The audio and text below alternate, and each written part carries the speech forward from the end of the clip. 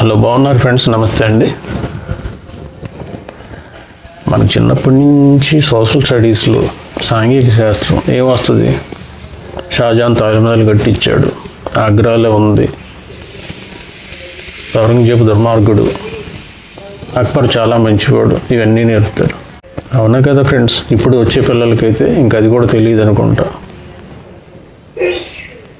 మనకు తెలియని చాలా చరిత్ర ఉంది, చాలా పెద్ద చరిత్ర, డీప్ రూట్ లెవెల్లో తెలుసుకోవాల్సిన చరిత్ర ఇలా చాలా ఉందండి.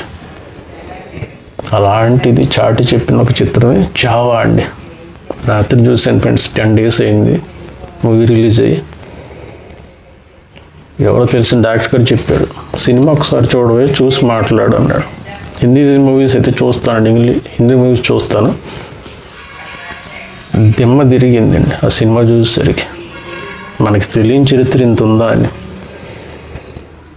అది యాక్చువల్గా శివాజీ గారి చరిత్ర కాదు, ఛత్రపతి శివాజీ గారిది కాదు.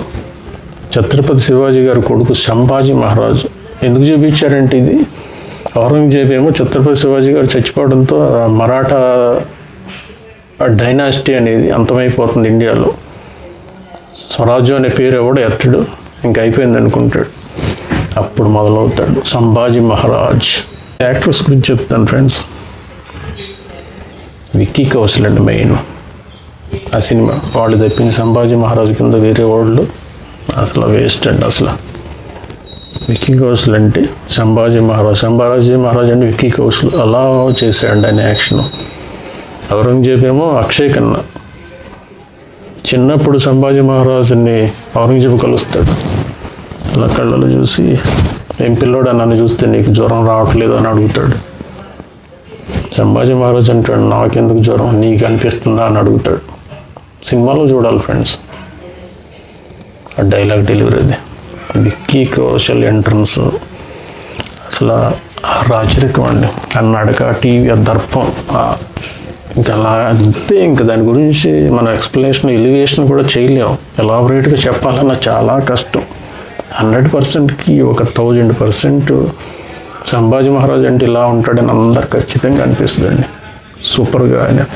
చావా అంటే సింహం పిల్ల అంట. లాస్ట్లో ఆ సాహసం, ఆ విక్రమం, ఆ టీవీ, ఆ దర్పం, గర్వం ఎక్సలెంట్గా చేశారండి. అన్ని ఎక్స్ప్రెషన్స్ కూడా బ్రహ్మాండంగా పలికిచ్చాడు విక్కీ కౌశల్ గారు. సింహం అంటే మన సినిమాల్లో అంటూ ఉంటారు చూసారా, నేను సింహాన్ రా, మై షేర్ హో. షేర్ అంటే అది కదండి, ఇది విక్కీ కౌశల్ చేసిన యాక్షన్. షేర్, ఇది సింహం గర్జన అంటే. అది మనం ఎక్కడో అడవిలో సింహం గుర్రు గుర్రు గుర్రు అండం కాదు. ఈ సినిమా చూడండి, విక్కీ కౌశల్ గారి యాక్షన్లో సింహం కనిపిస్తుంది, సింహం గర్జన కనిపిస్తుంది ఫ్రెండ్స్. డైలాగ్ డెలివరీ కానీ అసలు అది ఆ ఎలివేషన్ అండి, డైలాగు ఎలివేషన్, ఎక్స్ప్రెషను దానికి చెప్పలేకపోతున్నా. రివ్యూ చేయాలంటే మనం నో మోర్ థాట్స్ అండి. 100% న్యాయం చేసింది. ఇంకా మన విలన్స్ ఉన్నారుగా, అశుతోష్ రానా, ప్రదీప్ రావత్, వాళ్ళు అసిస్టెంట్లు అనమాట. అసిస్టెంట్లు అంటే కింద పెంచుతారు చిన్నప్పటి నుంచి. సంభాజీ మహారాజుని బాగా పక్కన ఉంటారు. వాళ్ళొక పిల్లర్స్ అనమాట. వాళ్ళ ఒక్కొక్కరు చచ్చిపోతున్నప్పుడు చాలా బాధ అనిపిస్తుంది ఫ్రెండ్స్. గెరిల్లా ఫైట్ జరిగినప్పుడు ఏఆర్ రెహమాన్ గారి మ్యూజిక్ ఉంటుందండి.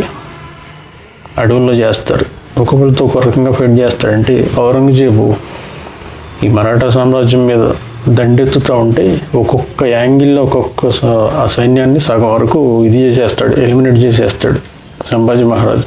అప్పుడు ఈ మ్యూజిక్ ఉంటుంది ఫ్రెండ్స్. బీజిఎం ఏఆర్ రెహమాన్ గారు చూపించారు, విధ్వంసం చేసేసాడు.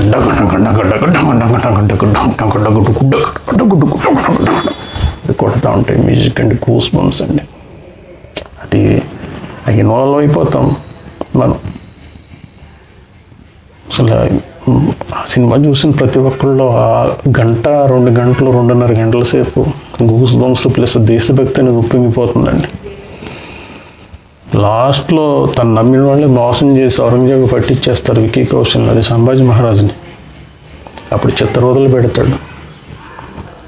కళ్ళలోంచి నీళ్ళు రాని వాళ్ళు ఎవరూ ఉండరండి అసలు ఆ సినిమా చూసి. ఆ లాస్ట్ ఔరంగజేబు అంటాడు, 9 సంవత్సరాల తర్వాత నిన్ను చూస్తున్నాను, నీకు భయం లేదా?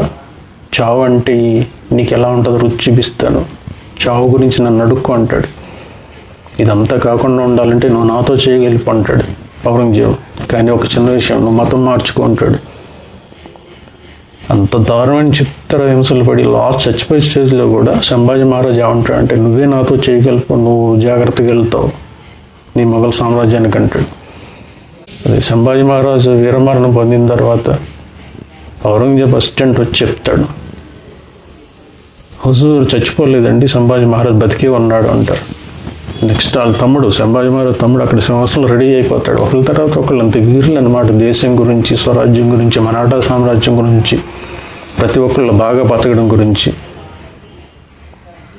ఇంత పరాక్రమం చూపిస్తాడు. దాంతోనండి కోపం వచ్చేస్తుంది ఔరంగజేబుకి. కస్స పొడి చేస్తాడు అతన్ని. పొడి చేసి అంటాడు, యాదవా ఏం తెలుసా నీకు, సంభాజీ మహారాజు లాంటి ఒక్క కొడుకుంటే ప్రపంచం మొత్తాన్ని జయించేసేవాడిని అంటాడు ఔరంగజేబు. పెద్ద అండి విక్కీ కౌశల్ గారు యాక్షన్కి. బా అలా సినిమా మాత్రం బాగా తీశారండి డైరెక్టర్ లక్ష్మణ్ ఉటేకర్. ఇంక ఏఆర్ రెహమాన్ గారు మ్యూజిక్ చెప్పాల్సిన అవసరం లేదు. చాలా రోజుల తర్వాత ఏఆర్ రెహమాన్ గారు విశ్వరూప ప్రదర్శన చేశారండి. అసలు ఎంత దమ్ము, ఎంత వీరత్వం, ఎంత సాహసం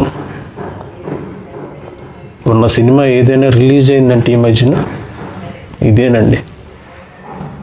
విక్కీ కౌశల్ గారు తప్పించి ఎవరినే సంభాజీ మహారాజ్ పాత్రలో ఊహించుకోలేమండి. ఆ టీవీ, ఆ నడక, దర్పం, బాబా ఎంత చెప్పినా, ఇంకా నేను ఎంత చెప్పినా ఈ మూవీ గురించి అండి ఒక్కసారి చూడండి ఫ్రెండ్స్.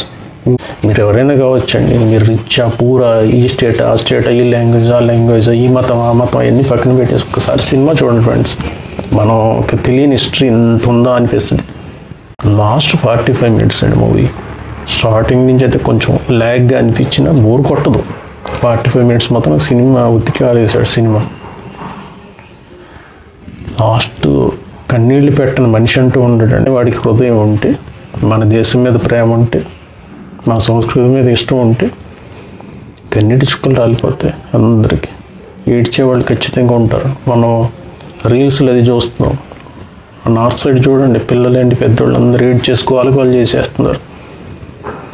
థియేటర్లో అయితే రాత్రి ఒక 1/4 ఫిల్ అయింది. ఎందుకంటే ఇంకా మనకి ఇది హైప్ రాలేదు. ఇటు నెమ్మదిగా వస్తుందండి. ఇది అవ్వాల్సిన అవసరం లేదు. నాకు తెలిసి ఈ మూవీకి విక్కీ కౌశల్ గారికి ఖచ్చితంగా నేషనల్ బెస్ట్ యాక్టర్ అవార్డు వస్తుంది.